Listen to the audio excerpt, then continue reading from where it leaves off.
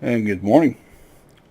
You're flying the very unfriendly skies of Tironan, and as promised, we have the F-86A. The F-86 was started design in the 40s, late 40s, and it came after the FJ-1 Fury and was being designed about the same time.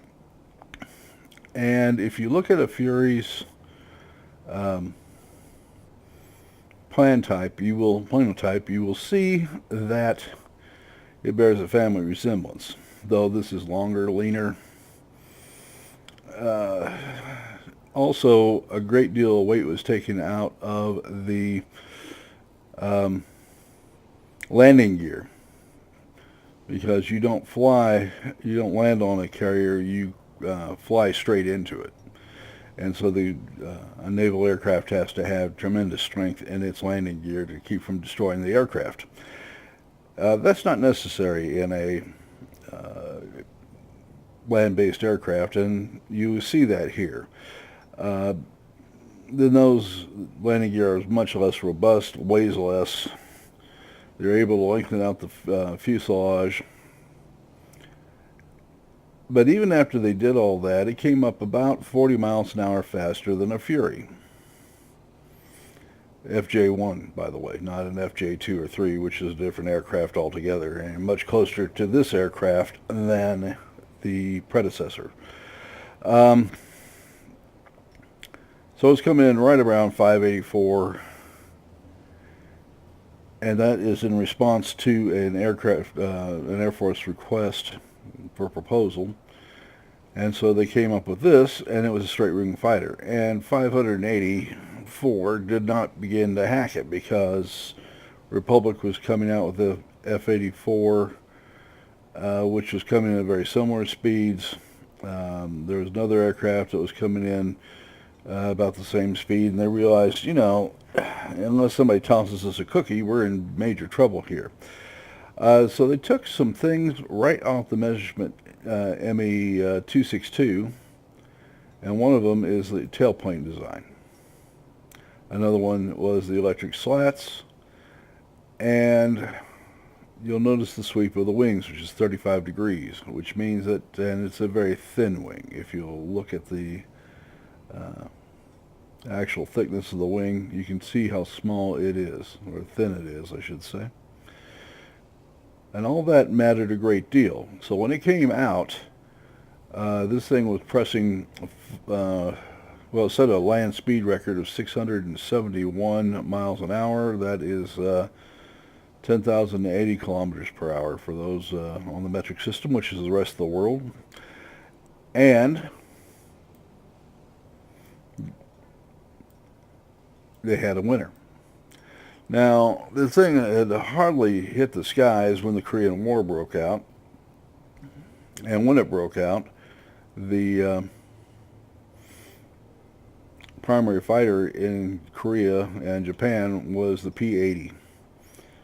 And given the experience of American pilots, they proceeded to start shooting down MiGs, but it didn't take long for everyone to figure out that the P-80 was no match for a MiG-15. And the cry went up very quickly, we need better aircraft, and they sent the Sabre over there, which proceeded to rack up a 10-to-1 kill ratio. Now that's highly disputed, and they may argue the number of aircraft that was actually shot down all day long. But they claim there are some sources that claim a 2-to-1 and some at 1.3 victory ratio. And I'm going to call that, for what I see, it is bullshit. All right, there's a lot of people that are trotting out revisionist history. And the fact is 78 Sabres are lost in combat, and the Air Force can account for every one of them. Now, there were lots of other aircraft lost to ground fire and to accidents. It was never an easy plane to fly. Not saying it was unsafe, but it was for a lot of aircraft pilots coming off of propeller aircraft and straight-wing aircraft. This was a different beast altogether. And the flying characteristics would change by the model. This is the A. And it went all the way out to an H, and other countries picked it up. The most advanced of all Sabres is generally credited to the Canada Air Sabre Mark 6. So when we look at the altitude performance of this, of 91, it's probably fair. Maneuverability starts off at 9.5. Because of the airframe I've got on it, you're going to get 9.2. And the pilot. Survivability is 580, which is not bad. Gun armament is this thing's downfall. I'll tell you right now, it is no better than the Fury that it replaces. Airspeed, 621 miles an hour. And that's on boost, which I'm going to again call bullshit on. It was a much faster aircraft than that. The choice of the F-86A tells me this is one of the first aircraft that World of Warcraft, or World of Warcraft. Yeah, let's have green-haired elves running around waving swords on top of their sabers, right? World of Warplanes introduced because, well, it's a direct, matches up very well to its MiG. You know, the Soviet and the MiG lines are going to be represented day one, and the British lines just as quick as they can get them in. Doesn't mean it's all that accurate. They're going to have to look at this design. And it's only, you got an A, an E, an F, and an H model that fought in the Korean War. Well, H model would have been kind of late, but anyway, the F model, and the everything from the very late, they had 6 F models that were flying around with the M39 cannon. All Gs were equipped with the F39 cannon, M39 cannon, and that should be represented here. All right. That being said, this is an extremely maneuverable aircraft by anybody's stretch of the imagination. It is not as fast as it should be. There were versions flying over 700 miles an hour. They didn't get much over 700 miles an hour because that was about the limit of the aircraft. It was a transonic design. It could actually break the sound barrier in a dive. And that's kind of interesting. All right. This thing was produced from, when it stopped production in the United States about 1956. The last of them left frontline service with the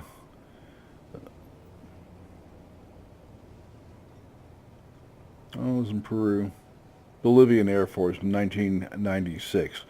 Give you an idea of just how useful the countries found this aircraft, even long after its production date. By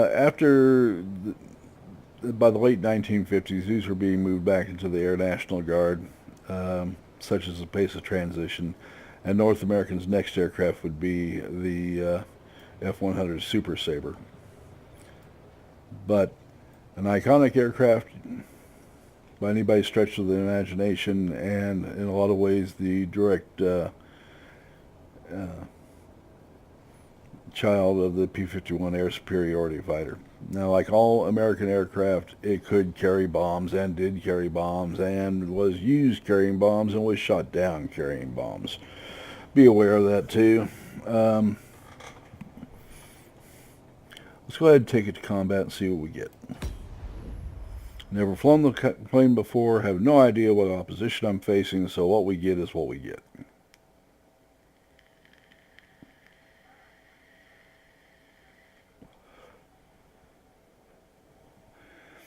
Says 57 second wait time, so we'll see how that turns out. Anyway, Australia produced about 112 of these, and one of my favorite Sabres is the CAC Sabre, also known as the Avon Sabre. It carried 4 Hispano Suiza, 20 millimeters, and was right around 714 miles an hour top speed. A total of just under 10,000 of these aircraft were produced by the United States, Canada, and Australia.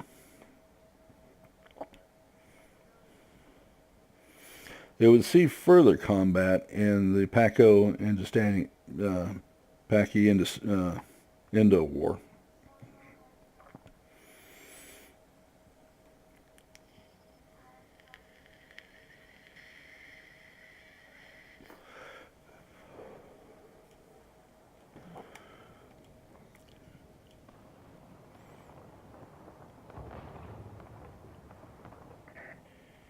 Approaching the area of combat operations. Alright, so we have the northern bridgehead Atonement, high altitude map. It is a pretty plane if nothing else is said about it.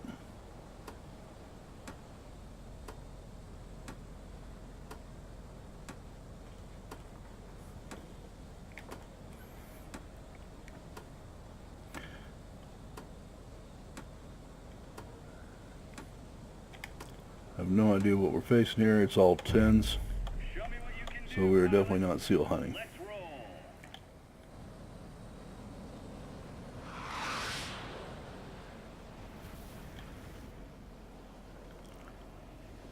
And I'm going to scream up for some altitude here.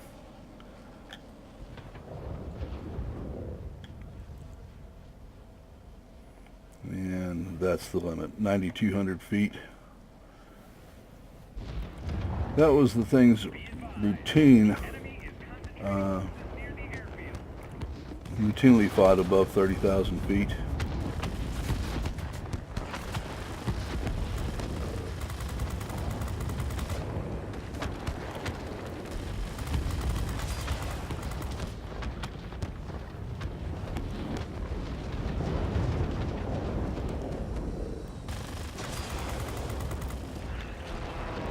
Well, you sure can't complain about its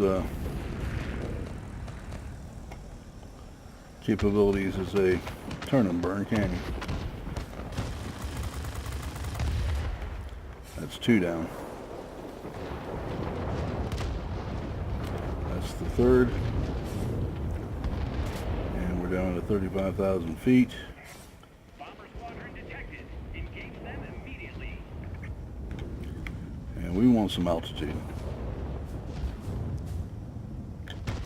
Out of boost. Yes, I've once again run myself out of boost. Get some back here.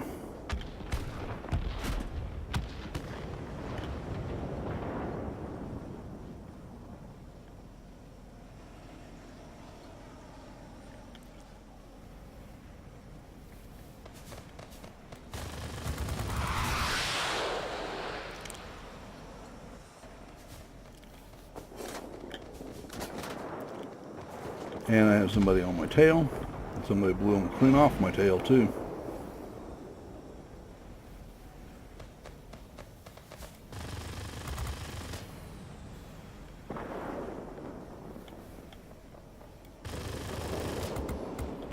And the thing I feared most about the aircraft is coming true here, by the way. You are not getting close to oh, I have somebody on my tail. Shame on him.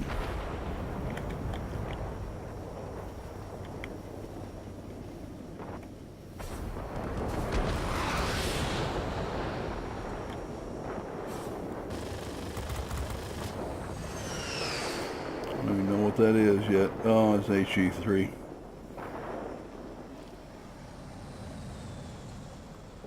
Look like an HG3. Okay. Japanese aircraft. The KI-162 notional fighter. And I say notional because they're pretty sure that the Japanese had the drawings at some point. They've never found them. And so all aircraft design parameters have to come off the Hankel design.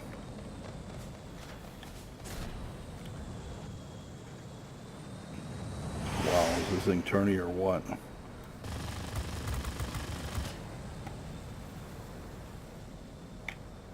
I haven't got my flaps deployed. There we go.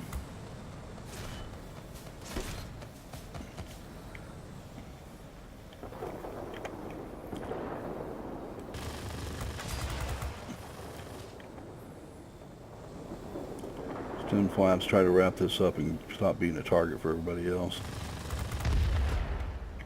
Straighten that up, find the nearest aircraft. There he is, coming in.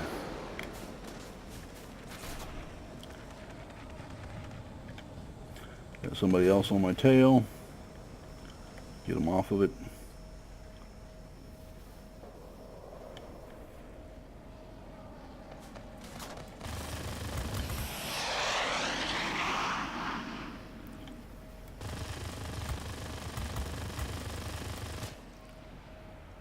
I was hoping if I hit him he'd turn, and he did.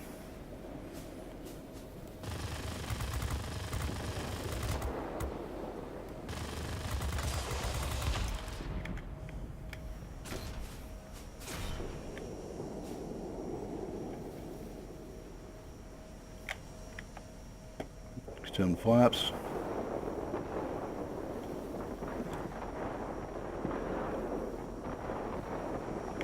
A little boost come around here.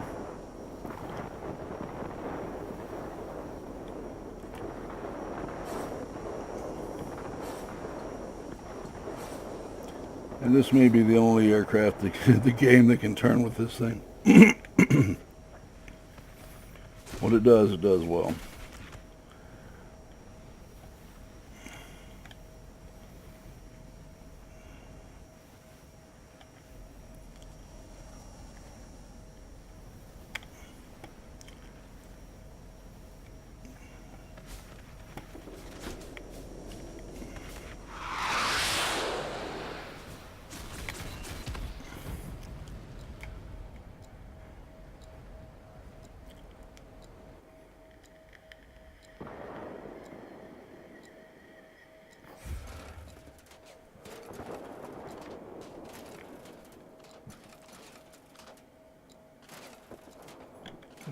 Looks like they're away.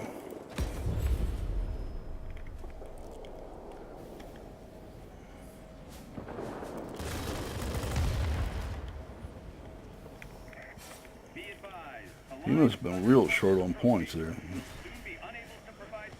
Yeah, I came out of this. Now I have 2 aircraft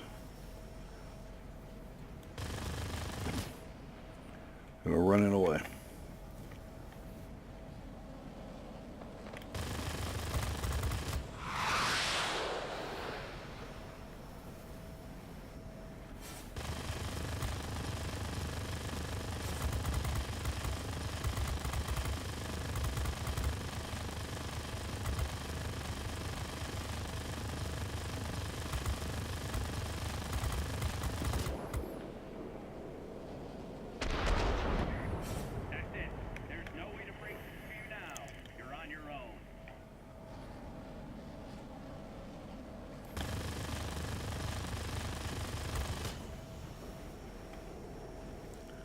This is J7W3, which I am very certain cannot outturn me, or even come close.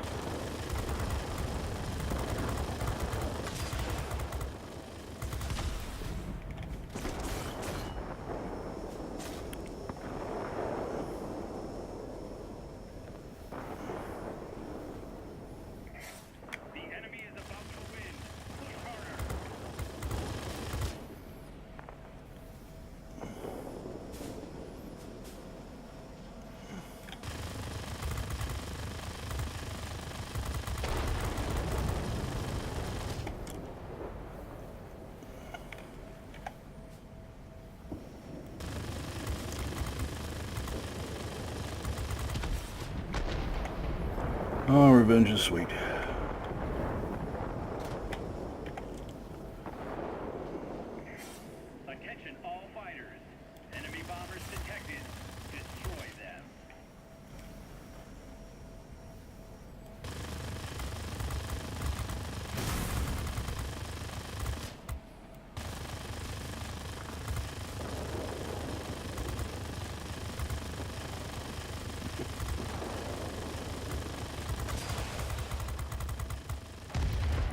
Now, this guy has been the TA 252 or whatever it was, has been trying to boom and zoom me all day long. So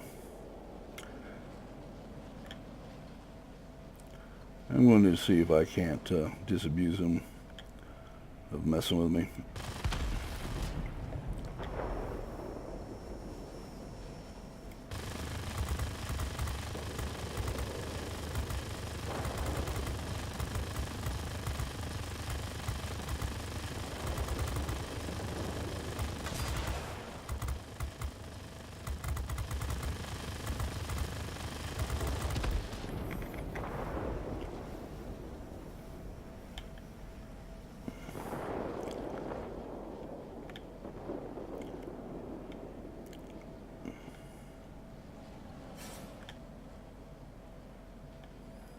And we have to get in range of these guns.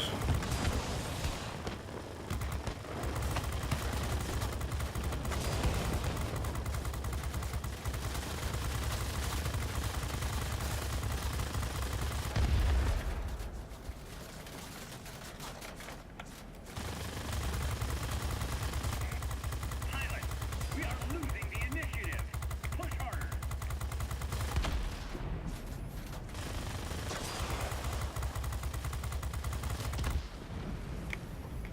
You've done what you could. Go back to base.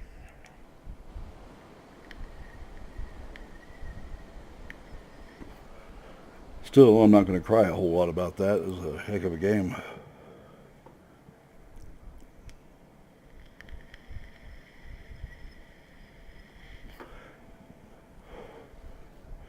And you don't find too many loafers at Tier 10. Alright, we shot down 11 aircraft, assisted in one. Let's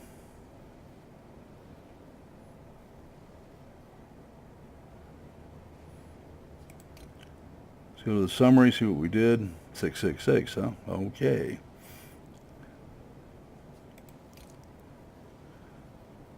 And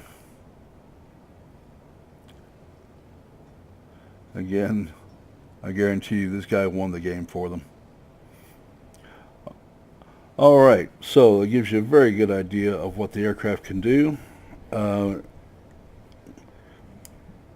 Very ferocious competitor. It is not going to stay up with a lot of aircraft in this sky, which is my primary fear.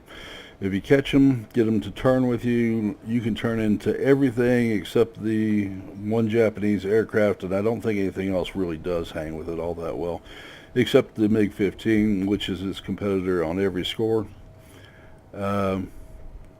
which it should be. These were very competitive aircraft.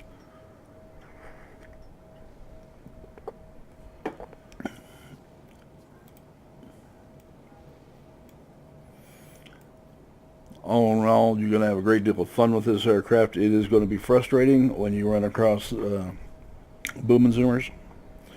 You're not going to catch them. I'm going to tell you that right now, because when you start looking at, well, we have one here.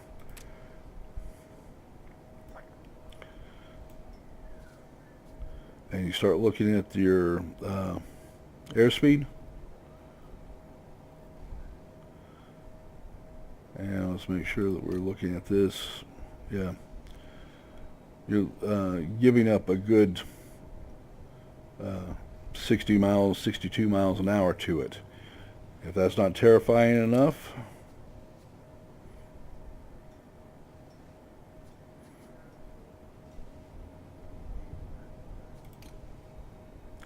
at this tier, this aircraft hits 714 miles an hour. And you're not going to catch it. If you fly this at this aircraft and you're up tiered on everybody, it's going to be terrifying, because now you have an aircraft that can outfly almost everything, has altitude capability over just about anything, and yeah. All right. So in that regard, you're going to have quite an advantage. In its own tier, it's a turn and burn. Okay, with all the limitations and blessings thereof. You don't need to fear much of anything in a turn and burn fight. You do have to really watch out, however, for turn and burns, and it's the same old game you've played since tier 4, right? Um, that being said, it's a lot of fun. The guns are effective, can get the job done very well. Um, heck of an aircraft. Listen, I appreciate you spending some time with me, and you have a great day. Remember to like and to subscribe. We'll see you tomorrow.